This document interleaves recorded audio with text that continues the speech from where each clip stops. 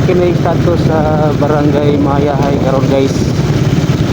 Wala pa gihapon tapos ang tubig, wala pa nakuha ang mga bara-bara.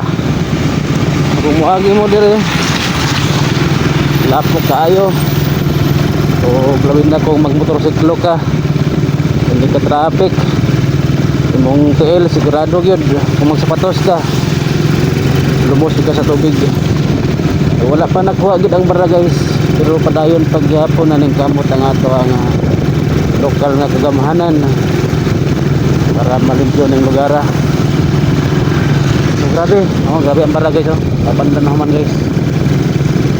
Kung makalagli na diri nga side guys, siguro okay na. So napok pa o bilahan na pong gipagian. So niya mga bandang alas 7 to alas atod sa hapon gabi balik na po niyan traffic.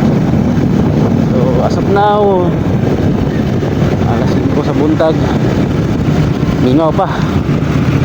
So muna ako lang gitik ang nalandri guys.